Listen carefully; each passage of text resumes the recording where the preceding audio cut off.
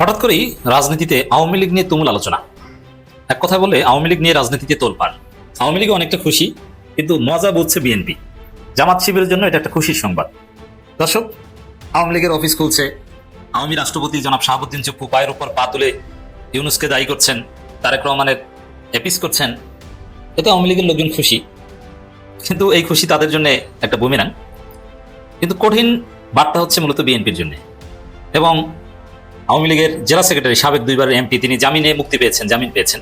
আমি যখন আলোচনা করছি তখন জামিন পেয়েছেন। জামিন পেলে যে মুক্তি পাবেন তা না, কারণ অন্য মামলায় অ্যারেস্ট দেখানো হয়, জেলগেট থেকে গ্রেপ্তার করা হয়। যাই হোক, জামিন তিনি মুক্তি পাক, এটা আমি প্রত্যাশা করি। আওয়ামী লীগের সাবেক এমপিরা অনেকেই জামিন পাচ্ছে। বিশেষ করে আজকে বরিশাল জেলা আওয়ামী লীগের সেক্রেটারির জামিন মুক্তির খবরটি ভাইরাল হয়েছে। যদিও আওয়ামী লীগের বিভিন্ন পর্যায়ের নেতাকর্মীদের নির্দেশনা দেওয়া হচ্ছে যে জামিনে মুক্তির খবর তোমরা ফেসবুকে প্রচার করবে না, গোপন রাখবা 2 মাস। কিন্তু মজার বিষয়, এগুলো স্বাভাবিকভাবেই অনলাইনে ছড়িয়ে পড়বে। পক্ষের লোক বিপক্ষের লোক সবাই মিলে এটা প্রচার করবে। পক্ষের লোকজন আলহামদুলিল্লাহ বলবে, বিপক্ষের লোকজন উদ্বেগ প্রকাশ করে সেটা প্রচার করবে। আমি কত মানুষের হাতে পায়ে ধরেছি, কেউ এতে রাজি হয় নাই, কিন্তু তাজুল এতে রাজি হয়েছিল। এবং তাজুল আপনারা দেখছেন যে কিভাবে দায়িত্ব পালন করছে। তার মানে ওই দিন আওয়ামী লীগের বিচার প্রক্রিয়া শুরু হোক, বিএনপির তো অসংখ্য আইনজীবী আছে, এদিন কেউ রাজি হয় নাই, কেউ এই দায়িত্ব নিতে চায় নাই। অতঃপর তাজুল ইসলাম যখন সাহসিকতার পরিচয় দিয়ে এগিয়ে গেছেন, একে একে আওয়ামী শীর্ষ নেতাদের যখন একটা বিচারের মধ্যে এনেছেন, এবং যারা সেনাবাহিনীর একটা ক্ষুদ্র অংশ যারা অপরাধের সাথে জড়িত ছিল, মানবতা বিরোধী অপরাধের সাথে জড়িত ছিল, তাদেরকেও যখন আদালত পর্যন্ত আনতে তিনি সমর্থ হয়েছেন, বাধ্য করেছেন, সেই তাজুল ইসলাম যখন চারিদিকে তার প্রশংসা ছড়িয়ে পড়ছিল, এবং আরো উত্তর বিচার প্রক্রিয়াকে সামনে এগিয়ে নেবার জন্য যখন তিনি আরো বেশি ইফোর্ট দিচ্ছিলেন, ঠিক সেই সময় ক্ষমতার পালাবদল ঘটলো, বিএনপি ক্ষমতায় আসলো। তারা ক্ষমতায় এসেই আওয়ামী লীগের প্রতি তাদের সেই প্রতিশ্রুতির অংশ হিসেবেই প্রথমে তাজুল ইসলামকে এখান থেকে সরানোর প্রয়োজনীয়তা তারা অনুভব করেছে। কারণ তাজুল ইসলাম সে কারোর সাথে কোনো কম্প্রোমাইজ করে না। তার সাহসিকতায়, তার বুদ্ধিমত্তায় এই বিচার প্রক্রিয়া যে পর্যন্ত এগিয়ে এনেছেন, এটাকে এখানেই থামিয়ে দেবার একটা কর্মপন্থা আমরা লক্ষ্য করছি। আমাদের আজকের আলোচনার বিষয় হচ্ছে 3 চাঞ্চল্যকর কারণে তাজুলকে মাইনাস। আপনারা অবশ্যই জানেন, আন্তর্জাতিক অপরাধ ট্রাইব্যুনালের chief prosecutor advocate Mohammad Tajul ইসলামকে সরিয়ে দেওয়া হয়েছে। তার পরিবর্তে আমিনুল ইসলামকে সংযুক্ত করা হয়েছে বা নিয়োগ দেওয়া হয়েছে চিফ প্রসিকিউটর হিসেবে। এটা নিয়ে এই মুহূর্তে অনেক কথা হচ্ছে, অনেকে অনেক ধরনের বিশ্লেষণ দিচ্ছেন। তবে মোটা দাগে অ্যাডভোকেট তাজুল ইসলামকে চিফ প্রসিকিউটরের পদ থেকে সরিয়ে দেবার পেছনে 3টি কারণ রয়েছে। তার মানে ওই দিন আওয়ামী লীগের বিচার প্রক্রিয়া শুরু হোক, বিএনপির তো অসংখ্য আইনজীবী আছে, এদিন কেউ রাজি হয় নাই, কেউ এই দায়িত্ব নিতে চায় নাই। অতঃপর তাজুল ইসলাম যখন সাহসিকতার পরিচয় দিয়ে এগিয়ে গেছেন, একে একে আওয়ামী শীর্ষ নেতাদের যখন একটা বিচারের মধ্যে এনেছেন, এবং বিএনপির লোকজনের এই নির্বাচনের পরের দিন থেকে ওনাদের বডি ল্যাঙ্গুয়েজ, ওনাদের কথাবার্তাগুলো শুনলেই না মনে হয় সেই আওয়ামী লীগের একটা লোক বোধহয় কথা বলছে। একদম চেহারা, কথাবার্তার ধরন, দাম্ভিকতা, এগুলো ওই ঠিক আওয়ামী লীগ যেভাবে। এই যে মন্ত্রণালয়টা, এই মন্ত্রণালয়টাও কিন্তু, এই সড়ক সেতু মন্ত্রণালয় কিন্তু ছিল কাওয়া কাদেরের। এই কাওয়া কাদেরও কিন্তু ঠিক এইভাবেই কথা শুনলেই শরীর জ্বলতো। দেশের বিভিন্ন জায়গায় জুলাই যোদ্ধাদের উপর নতুন করে হামলা শুরু হয়েছে। নির্বাচিত সরকার আসছে, নির্বাচিত সরকারের স্বরাষ্ট্রমন্ত্রী সালাউদ্দিন আহমেদকে নিয়ে মানুষের সন্দেহ আরো বাড়ছে। প্রফেসর ইউনূসের বিরুদ্ধে মহামান্য রাষ্ট্রপতি যে সকল অভিযোগ করেছেন, আজকে কালের কণ্ঠের সঙ্গে সাক্ষাৎকার যেটা প্রকাশ হয়েছে, যে সাক্ষাৎকারটা তিনি গত শুক্রবারে বঙ্গভবনে দিয়েছেন, সেই সাক্ষাৎকারটা প্রকাশ হওয়ার পরে যে প্রশ্নটা উঠেছে সেটা হচ্ছে যে গত 12 ফেব্রুয়ারি মেটিকুলাস ডিজাইন নির্বাচনের সব রহস্য ধীরে ধীরে সামনে আসছে, স্পষ্ট হচ্ছে। এবার কি ঘটেছে দর্শক? তো দর্শক, এইসব কারণে আওয়ামী লীগ রাজনীতিতে এখন ভেরি মাস রেলেভেন্ট। কিন্তু এই রেলেভেন্টের মধ্যেই সবচেয়ে ইন্টারেস্টিং খবর, মানুষ এই খবরে খুশি। এই খবরে যেখানে পুরো জাতি ক্ষুব্ধ হওয়ার কথা, আওয়ামী লীগের প্রতি তাদের ক্ষোভ বেড়ে যাওয়ার কথা, কিন্তু এখানে খুশি, সবাই খুশি। খবর, আওয়ামী লীগের হামলায় বিএনপির 4 নেতাকর্মী নিহত। নড়াইলে আওয়ামী লীগের একজন ইউপি চেয়ারম্যান খায়রুজ্জামান ওরফে খায়ের বিএনপির 4 জনকে সাহারি খাওয়ার সময় কুপিয়ে হত্যা করেছেন। বিএনপি অবশ্য এই ঘটনা ধামাচাপা দেওয়ার চেষ্টা করছে, বিএনপির নেতাকর্মীরা মাইর খেয়েছেন। বিএনপি শুধু এটা নয়, এই যে আওয়ামী লীগ এর আগের একদিন আগের খবর, পিরোজপুরের ইন্দুরকানীতে বিএনপির 5 জনকে আওয়ামী লীগের লোকজন পিটিয়ে মাথা ফাটিয়ে একদম উপজেলা স্বাস্থ্য কেন্দ্র রাখেনি, তাদেরকে জেলা হাসপাতালে পাঠিয়ে দিয়েছে। দেশের বিভিন্ন জায়গায় বিএনপি আওয়ামী লীগের মার খাওয়া শুরু করেছে, এবং মার খাবে, মার খাবে, এটা অনিবার্য। কেন আমি আসি, এবং এটা জামাত শিবিরের জন্য সুখবর। হ্যাঁ, আওয়ামী লীগ যত জামিন পাবে, আওয়ামী লীগ যত সক্রিয় হতে পারবে, আওয়ামী লীগ রাজনীতিতে যত রেলেভেন্স পাবে, বিএনপি তত মার খাবে এবং জামাত শিবিরের জন্য এটা হবে ব্লেজিং। দর্শক, এখানে আরেকটা নির্দেশ, নিজাম হাজারি, ফেনী জেলা আওয়ামী লীগের সাধারণ সম্পাদক, তিনি বলছেন যে কেউ জামিনের খবর পোস্ট করবেন না ফেসবুকে। যাই হোক, আওয়ামী লীগ নিয়ে আলোচনা হচ্ছে। এখন বিএনপির ফল কি এটা তো দেখছেন, যে বিএনপির 4 জনকে জয় বাংলা করে দিয়েছে আওয়ামী লীগ। এর আগে পিরোজপুরে 5 জনকে যে ভয়াবহভাবে হামলা করেছে, তাদের মধ্যেও 2 জনের অবস্থা আশঙ্কাজনক, একজনকে অচেতন অবস্থায় স্থানীয় জনতা উদ্ধার করে হাসপাতালে ভর্তি করেছে। কেন বিএনপি মার খেতে থাকবে? আর এতে জামাতের লাভটা কি? জামাত আওয়ামী লীগের সাথে কোনো ঐক্য করতে যাবে না, কিন্তু অট ঐক্য হয়ে যাবে। দেখেন, প্রথম কথা হচ্ছে যে হ্যাঁ, ভবিষ্যতে আওয়ামী লীগ যদি ফিরে আসতে পারে, ক্ষমতা আসতে পারে, জামাতও মার খাবে, কিন্তু সেটা সুদূর পরা হতো। প্রথমে এইটা বুঝেন যে বিএনপি যে খেলাটা খেলছে, আওয়ামী লীগকে নর্মালাইজ করে দিচ্ছে, জামিন দিচ্ছে যে জামাত আওয়ামী লীগ মারামারি করুক, আমরা নির্বিঘ্নে দেশ চালাই। বিএনপির থিওরি হচ্ছে এটা, কিন্তু এই থিওরি চলবে না, এটা একদম অ্যাবসার্ড। কারণ কি? কারণ হচ্ছে মারামারিটা বাদে কি নিয়ে, আর আদর্শিক বিরোধ এটা কোন সময় আসে? দেখেন, রাজনীতিতে আদর্শিক বিরোধ কথাটা মূলত একটা ফালতু কথা। রাজনীতিতে সরাসরি ইন্টারেস্ট নিয়ে কনফ্লিক্ট হয়। ইন্টারেস্ট হচ্ছে সবকিছুর মূল। যেমন আপনি সহজভাবে দেখেন যে জামাত চরমনে কি ঐক্য, জামাত চরমনে ভাই ভাই কত স্লোগান, মনে নেই? আমরা তো আলোচনা করতাম, কিন্তু সেই মানে এখানে কি আদর্শ আকীদা এগুলো কি ছিল? এগুলো সব উধাও হয়ে গেছিল। ইন্টারেস্ট ছিল, কাছাকাছি এসেছিল, ইন্টারেস্ট ফুরিয়ে গেছে, এখন জামাত চরমনে একে অপরকে মুনাফিক বলে। এর মানে আসলে রাজনীতিতে আদর্শ আকীদা এগুলো একদম অনুপস্থিত, ইন্টারেস্ট হচ্ছে সব। এখন জামাতের সাথে আওয়ামী লীগের আদর্শিক দূরত্ব, হ্যাঁ, এই দূরত্বের কারণে আওয়ামী লীগ জামাতকে মারবে অথবা আওয়ামী লীগ জামাত মারামারি হবে। এটা যদি আওয়ামী লীগ ক্ষমতায় আসে, ক্ষমতায় আসার পর যদি আবার ফ্যাসিস্ট উঠতে চায়, তখন জামাত নিধন করতে এই যে আদর্শিক দূরত্ব এটা লাগবে, সেটা অনেক বড় বিষয়। এখন যে রাজনৈতিক সংঘাত সংঘর্ষ হবে, এটা ইন্টারেস্ট রিলেটেড, এটা আদর্শিক না। অতীতে জামাত যা ছিল, এখনকার জামাত তো তা না। এখনকার জামাত তো প্রচন্ড শক্তিশালী জামাত, প্রধান বিরোধী দল এবং জামাতের রুট লেভেলে মারাত্মক শক্তি। অতএব এই জায়গায় আওয়ামী লীগ চাইলেও জামাতের সাথে মারামারি বাঁধাবে না, পারবে না। আর দ্বিতীয় কথা, পারবেই না, মারামারিতে এখন তো পারবে না। আওয়ামী লীগ তো ক্ষমতা আসেনি। আওয়ামী লীগ এখন কি চায়? আওয়ামী লীগ তো ক্ষমতায় এসে আদর্শিক ধোয়া তুলে ফ্যাসিজম কায়েম করতে চায় না, ভিন্নমত দমন করতে চায় না। আওয়ামী লীগ চায় রাজনীতিতে কোনো রকম প্রাসঙ্গিক থাকা, একটু জামিন টামিনে মুক্তি পেয়ে মোটামুটি একটু বেঁচে থাকা, যেটা ইউনূসের আমলে পারেনি। এটা অনিবার্য বাস্তবতা ছিল, কারণ তারা গণহত্যা করে তাদের পতন হয়েছে। এখন আওয়ামী লীগের সাথে সংঘাত সংঘর্ষ যেটা হবে কি নিয়ে, ওই যে দেখেন নড়াইলে পিরোজপুরে বিএনপির কারা আওয়ামী লীগকে মিথ্যা মামলা দিয়ে ভুগিয়েছিল, কারা বিএনপির কারা আওয়ামী লীগ নেতাদের দোকান দখল করেছিল, মাছের ঘের দখল করেছিল, বাগান দখল করেছিল। এটা তো আর জামাতের কেউ করেনি, এটা তো করেছে বিএনপির লোকজন। অতএব বিএনপি আওয়ামী লীগ সংঘাত এইসব ইন্টারেস্টকে কেন্দ্র করে অনিবার্য। আওয়ামী লীগ একটু শক্তি পেলেই বিএনপির ওই লোকদেরকে ধরবে যে তুই আমার দোকান দখল করছিস, তুই আমার বাগান দখল করেছিলি, তুই আমার মাছের ঘের দখল করেছিস। তো জামাত তো কিছু দখল করে নাই, জামাত তো কোনো আওয়ামী লীগ পেটাতেও যায়নি। তাহলে এখানে জামাতের সাথে সংঘাত সংঘর্ষ হবে কেন? আপনি খোঁজ নিয়ে দেখেন, এলাকায় যারা জামাত করে তার ভদ্র, কারোর সাথে বিএনপির সাথেও তাদের স্বার্থগত দ্বন্দ্ব নেই। বিএনপির সাথে দ্বন্দ্বটা হতে পারে ক্ষমতাসীন আর বিরোধী দল, এই। কিন্তু মানুষ যে কারণে মারামারি করে, তুই আমার কাউন্টার দখল করছিস, তুই আমার জমি দখল করছিস, এটা নেই। এই জায়গাটা জামাতের লোক আছে। অতএব আবার দেখেন, যেহেতু বিএনপির সাথে মারামারি বাঁধবে আওয়ামী লীগের, অলরেডি বিএনপি হত্যা করা শুরু করেছে আওয়ামী লীগ, এবং এটা সামনে প্রতিনিয়ত ঘটতে থাকবে। এবং যে চুক্তি হয়েছিল বিএনপি আওয়ামী লীগের, সেই চুক্তি বিএনপি রাখতে পারবে না। তারপরে বিএনপিকে মুনাফিক বলবে আওয়ামী লীগ, এবং আওয়ামী লীগ স্বতন্ত্রভাবে রাজনীতিতে তাদের অবস্থান ধরে রাখতে চাইলে অবশ্যই সরকার বিরোধিতা করতে হবে, নইলে তো আওয়ামী লীগের রাজনীতির রও থাকে না। স্থানীয় সরকার নির্বাচনে তারা স্বতন্ত্রভাবে দাঁড়ানোর চেষ্টা করবে, তাতে বিএনপি আওয়ামী লীগের মধ্যে দূরত্ব বাড়বে। আর যেহেতু আওয়ামী লীগের রাজনীতির একমাত্র রেলেভেন্স সরকার বিরোধিতার মধ্য দিয়ে, মনে রাখবেন যে রাজনীতির যে ব্যাকরণ, তাতে বিএনপির সাথে সমঝোতা কখনো আওয়ামী লীগের রাজনীতির রেলেভেন্স তৈরি করে না। বিএনপি বিরোধিতাই আওয়ামী লীগের রাজনীতি, আর জামাত তো সরকার বিরোধী দল। তো সেখানে জামাত না চাইলেও জামাতের সাথে আওয়ামী লীগের একটা ঐক্য হয়ে যাবে, যেটা 1994-95 হয়েছিল। অতএব আর 1994-95 জামাতের নেতৃত্বে সরাসরি স্বাধীনতা বিরোধীরা ছিল এবং জামাত দুর্বল ছিল, তখনই ঐক্য হয়েছিল। আর তখন আওয়ামী লীগ অনেক শক্তিশালী ছিল, আর জামাত এখন অনেক শক্তিশালী, নতুন প্রজন্মের জামাত। আবার জামাত সংসদের বিরোধী দল। আওয়ামী লীগ তো জামাতের পা ধরবে, ভাই একটু সাথে রাখেন, একটু সুযোগ দেন, আসেন একসাথে কিছু করি। অতএব এই যে দেখছেন যে আওয়ামী লীগ পুনর্বাসন অফিস খুলছে, এতে মজা বুঝছে বিএনপি, এই যে হত্যা করছে, এবং এটা আরো করতে থাকবে। জামাত শিবিরের জন্য টেনশনের কিছু নেই। আওয়ামী লীগ অফিস টফিস করলে জামাত শিবিরের লোকজনকে ভাঙতে যায় না, আপনাদের পেছনে আওয়ামী লীগ করবে, এটা আপনাদের কাজে লাগবে। রাজনীতি শিখুন। প্রিয় দর্শক, আসসালামু আলাইকুম। আমরা অল্প একটু পিছনে ফিরে যাই, চলুন। মির্জা ফখরুল ইসলামের ওই বক্তব্যের কথা কি আপনাদের মনে আছে? তিনি নির্বাচনের কয়েকদিন আগে বলেছিলেন, আমরা ক্ষমতায় গেলে আওয়ামী লীগের সমস্ত মামলাগুলো প্রত্যাহার করা হবে।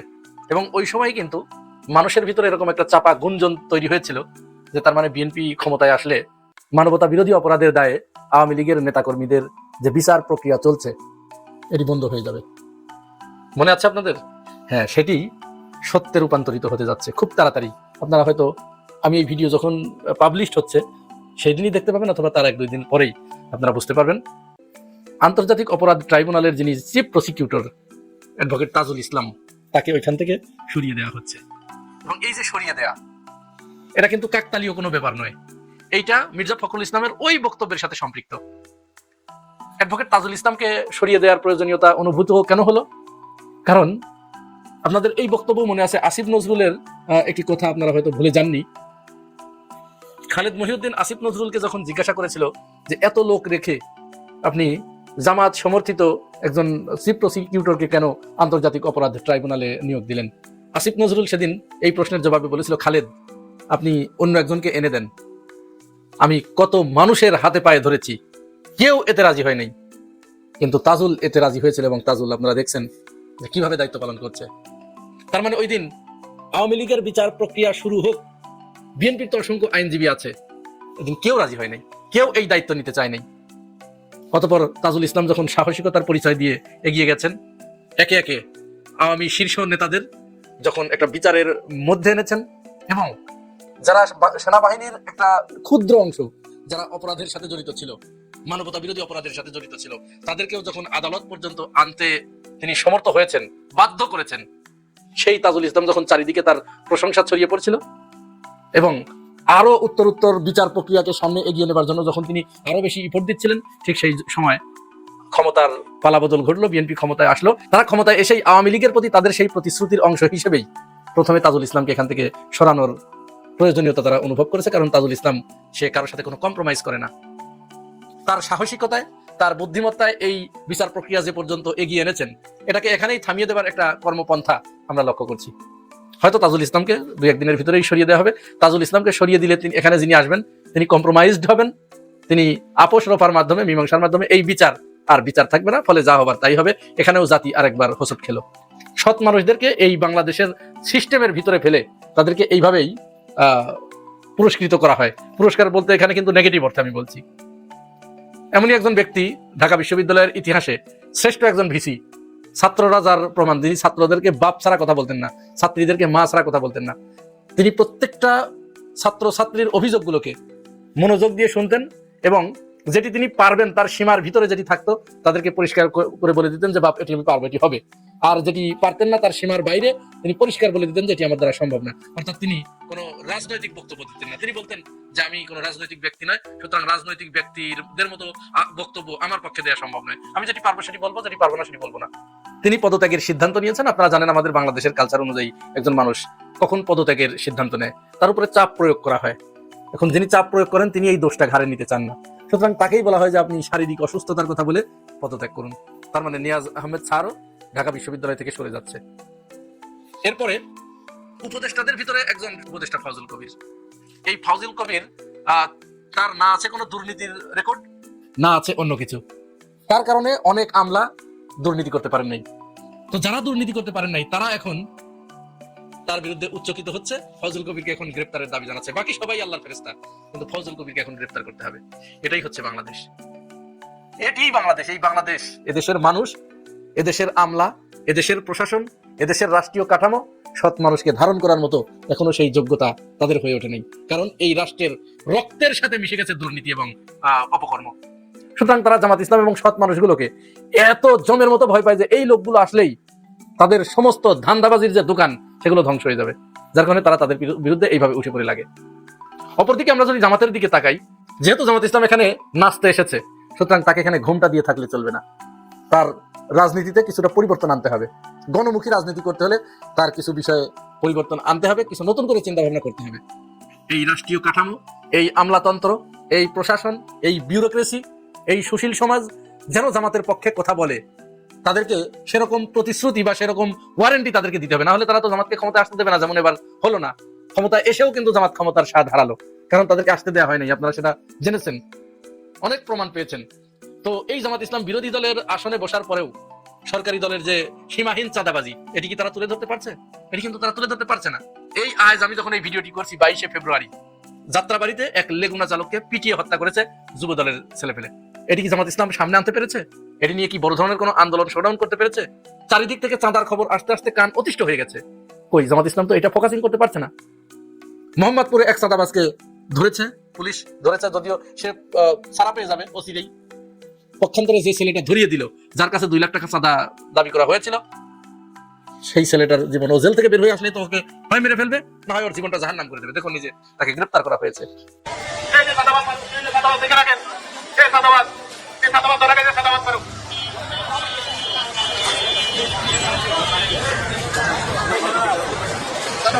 এভাবে হাজার হাজার চাঁদাবাজির খবর আমরা প্রতিদিন সোশ্যাল মিডিয়ার মাধ্যমে পাচ্ছি, কিন্তু মেইন স্ট্রিমের মিডিয়া তারা আওয়ামী আমলে তো আর কতটুকু চেটেছে, তার থেকেও কয়েকশো গুণ বেশি চাটা শুরু করেছে এই মেইন স্ট্রিমের মিডিয়াগুলোতে এই খবর প্রচার হচ্ছে না, যতটুকু হচ্ছে সামাজিক যোগাযোগ মাধ্যমেই হচ্ছে। আপনি যখনই সামাজিক যোগাযোগ মাধ্যমে ঢুকবেন দেখবেন হাজার হাজার চাঁদাবাজির খবর বিভিন্ন জায়গায়। জামাতের এমপি ঝিনাইদার, তিনি আজ নিজে ঝিনাইদহ বাস স্ট্যান্ডে সশরীরে উপস্থিত হয়ে চাঁদার রসিদ জব্দ করেছে এবং তাদেরকে পরিষ্কার করে বলে দিয়েছে এখানে আর কোনো চাঁদাবাজি চলবে না। কারওয়ান বাজারেও ঠিক একই অবস্থা। অপরদিকে যেখানে যেখানে বিএনপির এমপিরা আছে, বিএনপি জয়যুক্ত হয়েছে, সেখানে তো চাঁদাবাজি থেমে নেই, মানে মহা সমারোহে শুরু করেছে এই চাঁদাবাজি। অথচ ক্ষমতায় আসার আগে তারেক রহমান কি বলেছিল যে আমরা চাঁদাবাজি যতটুকু পারি আমরা কমিয়ে আনার চেষ্টা করব। এটা কোনোদিন এই চেষ্টা করা হবে না, কারণ এখানে তাদের সাথে তাদের একটা বোঝাপড়া আছে। এই লোকগুলোকে তারা ইচ্ছাকৃত পালে এবং এরাই তাদের ভোট জোগাড় করে দেয়, তাদের ব্যালটে সিল মেরে দেয়, তাদেরকে জোর করে ক্ষমতায় এনে দেয়, লোকজনকে কেন্দ্রে যেতে বাধা দেয়, এই এরা তাদের জয় নিশ্চিত করে। সুতরাং কোনোদিন সম্ভব এরা কোনোদিন এই চাঁদাবাজি বন্ধ করবে না। শুধু উপর উপর বলবে, মিডিয়াগুলো তাদের পক্ষে বলবে যে হ্যাঁ নেতা তো বলেছে, মানুষ না শুনলে কি করার আছে। কিন্তু জামাত ইসলাম এই কাজ করতে যাক। এখন জামাত ইসলামের কি করতে হবে সে বিষয়টিও আমি পরবর্তীতে পর্যায়ক্রমে বলবো এক এক করে। এত দুর্ঘটনার ভিতরে, এত দুঃসংবাদের ভিতরে একটু স্বস্তির খবর এই যে দিনাজপুরে দেখুন। দিনাজপুর ছাত্র দলের আহ্বায়ক।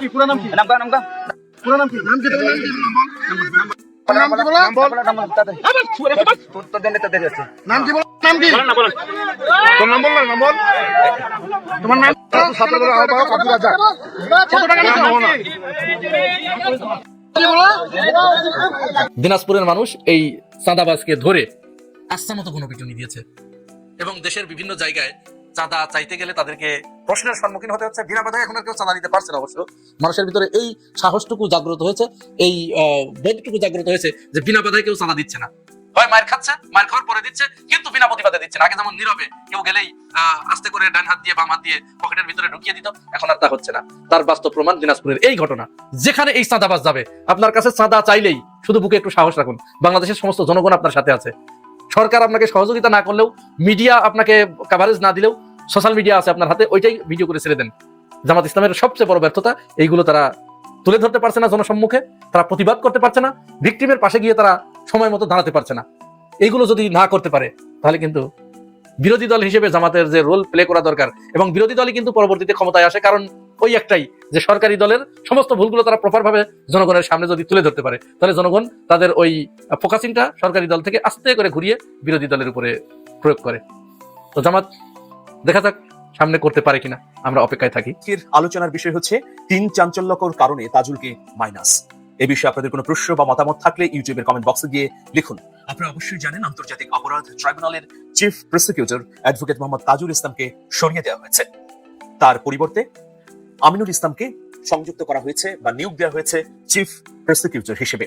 এটা নিয়ে এই মুহূর্তে অনেক কথা হচ্ছে, অনেকে অনেক ধরনের বিশ্লেষণ দিচ্ছেন। তবে মোটা দাগে অ্যাডভোকেট তাজুল ইসলামকে চিফ প্রসিকিউটরের পদ থেকে সরিয়ে দেবার পেছনে 3টি কারণ রয়েছে। সেই 3টি কারণ উপস্থাপন করে আমি বিশ্লেষণ করার চেষ্টা করব। আন্তর্জাতিক অপরাধ ট্রাইব্যুনালে জুলাই গণহত্যার বিচার শুরু হওয়ার পর কে হবেন সরকারের তরফে চিফ প্রসিকিউটর, এটা নিয়ে অন্তর্বর্তীকালীন সরকার একটা দ্বিধা দ্বন্দ্বের মধ্যে ছিল। অন্তর্বর্তীকালীন সরকারের তৎকালীন আইন উপদেষ্টা আসিফ নজরুল তিনি এক সাক্ষাৎকারে বলেছিলেন যে অনেককেই প্রস্তাব দিয়েছিলাম, কিন্তু কেউ এই জুলাই গণহত্যার বিচার করতে সরকার পক্ষের প্রধান আইনজীবী হিসেবে কাজ করার সাহস পাচ্ছিলেন না। আবার অনেকে সাহস পেলেও তাদের মধ্যে যোগ্যতার ঘাটতি ছিল। ফলে বাধ্য হয়েই আসিফ নজরুল অ্যাডভোকেট তাজুল ইসলামকে বেছে নিয়েছেন বলে ওই সাক্ষাৎকারে মন্তব্য করেছিলেন।